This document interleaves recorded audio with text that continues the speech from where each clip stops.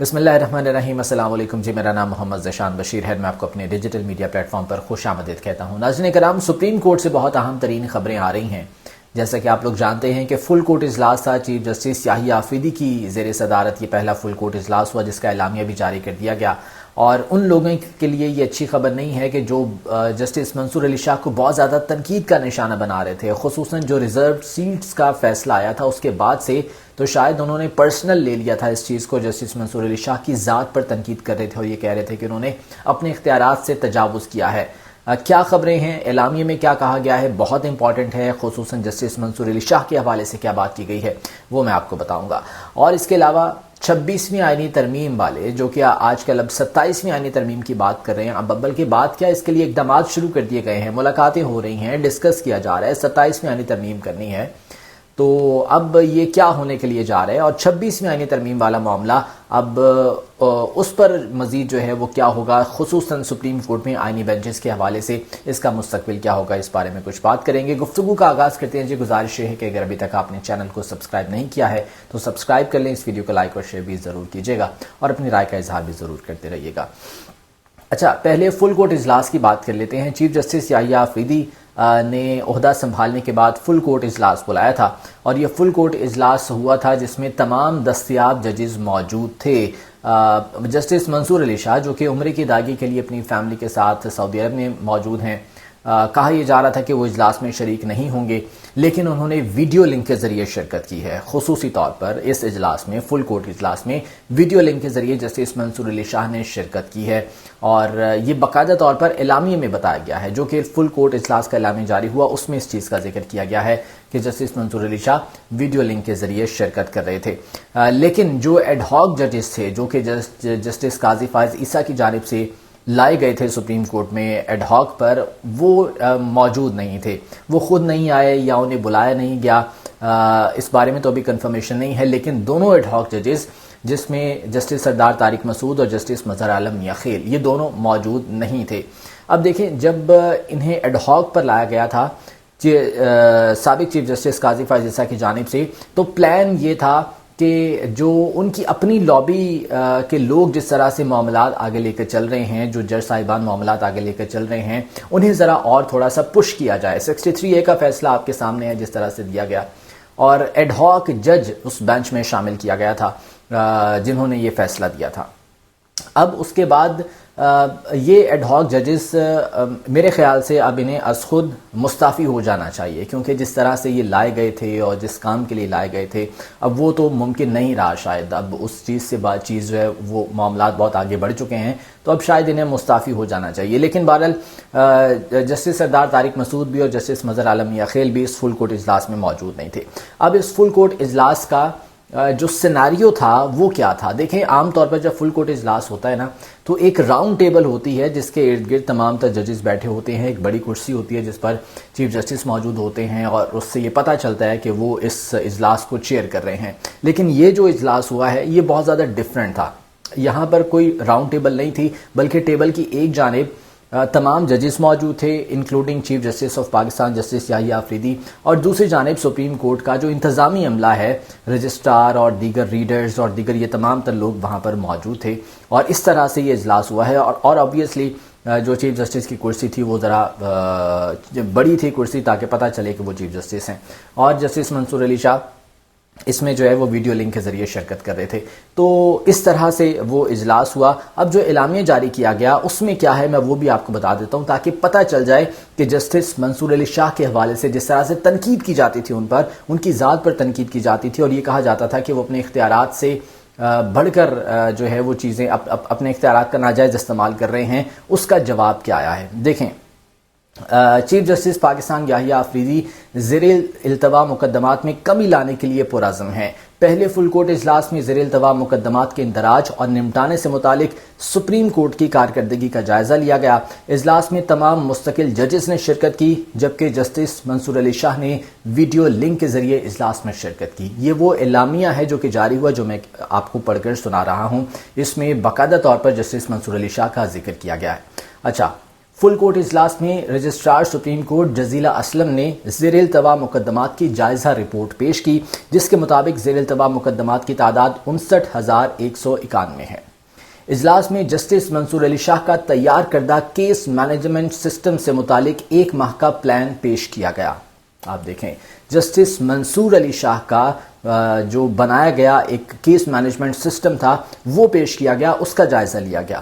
Full court اجلاس کے دوران جسٹس منصور علی شاہ نے پیشکش کرتے ہوئے اضافی تجاویز پیش کیں، جس میں زیر التوا مقدمات میں کمی لانے اور طریقہ کار میں مزید بہتری لانے کے لیے 1 ماہ کا ابتدائی پلان، 3 ماہ کا پلان اور 6 ماہ کا پلان شامل تھا۔ اجلاس کو بتایا گیا کہ فوجداری اور سول مقدمات میں 2 اور 3 رکنی بینچز میں مقرر کیے گئے مقدمات مقرر کرنے کا مقصد جلد فیصلے کرنا تھا۔ تمام ججز نے مقدمات جلد نمٹانے کے حوالے سے اپنی آراء پیش کیں، اور یہ فل کورٹ اجلاس یہیں پہ ختم نہیں ہوا، بلکہ دوسرا فل کورٹ اجلاس 2 دسمبر 2024 کو ہوگا۔ تو یہ اس کا اعلامیہ ہے فل کورٹ اجلاس کا، جو کہ جاری کیا گیا ہے۔ آپ دیکھیں کہ اس وقت چیف جسٹس یحییٰ آفریدی ہیں، لیکن وہ بھی امپورٹنس کس کو دے رہے ہیں؟ جسٹس منصور علی شاہ کو، کیونکہ وہ ان کے سینئر ہیں۔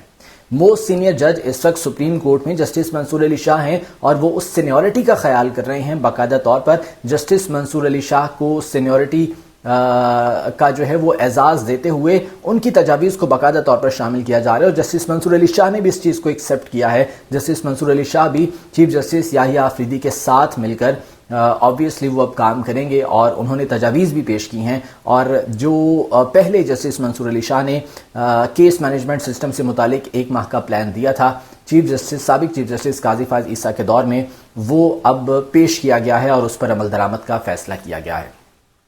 تو یہ فل کورٹ اجلاس تھا جو کہ ہوا ہے، اور میرے خیال سے یہ ان لوگوں کے لیے بہت بڑی مایوسی ہوگی جو کہ یہ چاہ رہے تھے کہ جناب چیف جسٹس یحییٰ آفریدی بن گئے ہیں، تو اس کے بعد اب جسٹس منصور علی شاہ اور جسٹس منیب چونکہ ان سے سینئر ہیں، وہ ان کے ساتھ اب کام نہیں کریں گے، تو وہ اب مستعفی ہو جائیں، کیونکہ یہ خواہشات دم توڑ گئی ہیں، کیونکہ جسٹس منیب اختر بھی موجود ہیں اور وہ بھی پریکٹس اینڈ پروسیجر کمیٹی میں شامل ہیں، اور جسٹس منصور Ali Shah obviously senior most جج ہیں اور وہ بھی پریکٹس اینڈ پروسیجر کمیٹی میں شامل ہیں۔ وہ الگ بات ہے کہ اس پریکٹس اینڈ پروسیجر ایکٹ میں اب ترمیم کی جائے اور مزید ججز کو اس میں شامل کر لیا جائے، وہ اب حکومت کے اینڈ پہ ہے کہ وہ پارلیمنٹ میں اب کیا ترمیم کرتی ہے اور کیسے ترمیم کرتی ہے۔ تو یہ صورتحال رہی جناب فل کورٹ کے اجلاس کے حوالے سے۔ دوسری جانب جو 26ویں آئینی ترمیم ہے، اب اس کے بعد 27ویں آئینی ترمیم کی بات کی جا رہی ہے۔ بات کیا، بلکہ اب باقاعدہ طور پر اس کو ڈسکس کیا جا رہا ہے، اس کے خد و خال جو ہے وہ ڈسکس کیے جا رہے ہیں۔ کہا یہ جا رہا ہے کہ 26ویں آئینی ترمیم جو تھی اس میں جو کمی بیشی رہ گئی تھی، اب وہ 27ویں آئینی ترمیم میں پوری کی جائے گی۔ انفیکٹ یہ کمی بیشی نہیں تھی، بلکہ جو شکیں پہلے نکال دی گئی تھیں، اب وہ شکیں دوبارہ شامل کر کے 27ویں آئینی ترمیم منظور کروانے کی کوشش کی جائے گی۔ اور جہاں تک بات ہے مولانا فضل الرحمان کی، تو میں نے اپنی گزشتہ ویڈیو میں بھی یہ بات کی تھی کہ مولانا فضل الرحمان کو قائل کرنا کوئی مشکل نہیں ہے۔ مولانا فضل الرحمان سے گیو اینڈ ٹیک پر بات ہوگی، کچھ لو کچھ دو پر بات ہوگی۔ مولانا فضل الرحمان تو وہ ہیں کہ جو صرف اپنی سیاست کو چمکانے کے لیے کچھ دیر کی مزاحمت کرتے ہیں، ریزسٹ کرتے ہیں، اس کے بعد وہ کہتے ہیں کہ جی میں حاضر، جیسے آپ کہتے ہیں ویسے کر لیتے ہیں۔ تو مولانا فضل الرحمان کو قائل کرنا کوئی مشکل نہیں ہے۔ تو اب 27ویں آئینی ترمیم کی بات کی جا رہی ہے 26ویں آئینی ترمیم کے بعد، لیکن اب 26ویں آئینی ترمیم کو بھی چیلنج کر دیا گیا ہے سپریم کورٹ میں۔ اچھا، اس سے پہلے میں آپ کو بتاؤں کہ فل کورٹ کے اجلاس میں آئینی بینچ کی کوئی بات نہیں ہوئی۔ حالانکہ آئینی بینچ کے حوالے سے جو ہے وہ یہ کہا گیا تھا کہ باقاعدہ طور پر جو ہے وہ ڈسکشن کی جائے گی اور ایک پورا نقشہ اس کا واضح کیا جائے گا کہ کیسے وہ بنے گا اور کیسے وہ کام کرے گا، لیکن آئینی بینچ کی فل کورٹ کے اجلاس میں کوئی بات نہیں ہوئی اور اعلامیے میں بھی اس کا کوئی ذکر نہیں تھا۔ ادھر سپریم کورٹ بار ایسوسی ایشن کے سابق صدر عابد زبیری نے 26ویں آئینی ترمیم کے خلاف درخواست دائر کر دی ہے۔ عابد زبیری سمیت 6 وکلاء نے درخواست میں وفاق اور صوبوں کو فریق بنایا گیا ہے۔ 26ویں آئینی ترمیم اس درخواست میں استدعا کی گئی ہے کہ 26ویں آئینی ترمیم کو غیر آئینی قرار دیا جائے، کیونکہ یہ آئین کے بنیادی حقوق، بنیادی آئینی ڈھانچے کے منافی ہے۔ یہ بھی استدعا کی گئی ہے کہ ججز کے تقرر کے لیے جوڈیشل کمیشن کا اجلاس بلانے سے روکا جائے۔ جوڈیشل کمیشن کے حوالے سے بھی اب اسپیکر ایاز صادق نے نام مانگ لیے ہیں، اور حکومت سے بھی اور اپوزیشن سے بھی جوڈیشل کمیشن کا اجلاس بلانے کے لیے، وہ ارکان پورے کرنے کے لیے۔ اچھا، اس درخواست میں کہا گیا ہے کہ اس وقت پارلیمان نامکمل ہے اور اس کی آئینی حیثیت پر قانونی سوالات موجود ہیں۔ پارلیمان اس وقت تک مکمل نہیں ہو سکتی جب تک ریزرو سیٹس کا فیصلہ نہ ہو جائے۔ فیصلہ تو آ چکا ہے لیکن اس پر عمل درآمد نہیں ہوا۔ عمل درآمد کس نے کرنا ہے؟ الیکشن کمیشن نے کرنا ہے، لیکن الیکشن کمیشن اس وقت جو ہے وہ سمجھ لیں کہ ڈھٹائی کا مظاہرہ کر رہا ہے، وہ اس پر عمل نہیں کر رہا۔ بہرحال وہ بھی ایک درخواست سپریم کورٹ میں موجود ہے، اب دیکھتے ہیں کہ وہ کب مقرر کی جاتی ہے اور کب اس پر جو ہے وہ سماعت ہوتی ہے۔ اس درخواست میں یہ بھی کہا گیا ہے کہ پارلیمانی کمیٹی کے ذریعے چیف جسٹس کا تقرر عدالتی نظام میں مداخلت کے مترادف ہے۔ آئینی بینچز کا قیام سپریم کورٹ کے متوازی عدالتی نظام کا قیام ہے۔ دوسری جانب 26ویں آئینی ترمیم بلوچستان کی وکلا تنظیموں نے بھی سپریم کورٹ میں چیلنج کر دی ہے۔ بلوچستان بار کونسل اور بلوچستان ہائی کورٹ بار نے درخواستیں دائر کر دی ہیں۔ ان درخواستوں میں وفاقی سیکرٹری قانون اور تمام صوبائی چیف سیکرٹریز کو فریق بنایا گیا ہے۔ دیکھیں اب یہ 26ویں آئینی ترمیم چیلنج ہو گئی ہے، ابھی تک آئینی بینچ نہیں بنا، یہ اب آئینی معاملہ ہے۔ اب کیا یہ آئینی بینچ میں جائے گا؟ اگر آئینی بینچ میں جائے گا تو وہ تو خود بینیفیشری ہے اس کا، آئینی بینچ جو ہوگا وہ تو خود اس ترمیم کا بینیفیشری ہے، وہ کیسے سن سکتا ہے یہ معاملہ؟ تو یہ معاملہ آبویسلی سپریم کورٹ میں جائے گا اور جو بھی اس پر بینچ بنے گا سینئر ترین ججز پہ، وہ اس کی سماعت کریں گے۔ تو یہ ایک بہت بڑی خبر ہے کہ 26ویں آئینی ترمیم کو چیلنج کر دیا گیا اور یہ کہا گیا ہے کہ یہ عدلیہ کے معاملات میں مداخلت ہے، یہ انٹرفیرنس ہے عدلیہ کے معاملات میں۔ اب اگر عدالت میں یہ کیس سماعت کے لیے مقرر ہوتا ہے، اور آبویسلی ہوگا، یہ درخواستیں گئی ہیں تو آبویسلی ان کو سماعت کے لیے مقرر کیا جائے گا۔ اب دیکھتے ہیں کہ کب یہ سماعت کے لیے مقرر ہوتی ہیں اور کب ان پر جو ہے وہ باقاعدہ طور پر سماعت شروع ہوتی ہے، کیونکہ یہ بہت زیادہ امپورٹنٹ ہوگا۔ جیسے ہی یہ سماعت مقرر ہوگی تو آپ سمجھ لیں کہ 26ویں آئینی ترمیم پر عمل درآمد اس وقت رک جائے گا جب تک اس کا کوئی حتمی فیصلہ نہیں آ جاتا۔ اب دوسری جانب اگر یہ 27ویں آئینی ترمیم لے کر آتے ہیں تو وہ بھی آبویسلی چیلنج ہوگی، کیونکہ 26ویں آئینی ترمیم کو مزید آگے بڑھانے کے لیے 27ویں لائی جا رہی ہے، تو 26ویں چیلنج ہو گئی تو 27ویں بھی آبویسلی چیلنج ہوگی اور وہ اس پر کام نہیں ہو سکے گا۔ تو اب یہ بہت زیادہ امپورٹنٹ ہے، یہ دیکھنا ہوگا کہ سپریم کورٹ اس معاملے کو کب ٹیک اپ کرتی ہے۔ آج کے ویڈیو سے مجھے اجازت دیجیے، اللہ کے بعد۔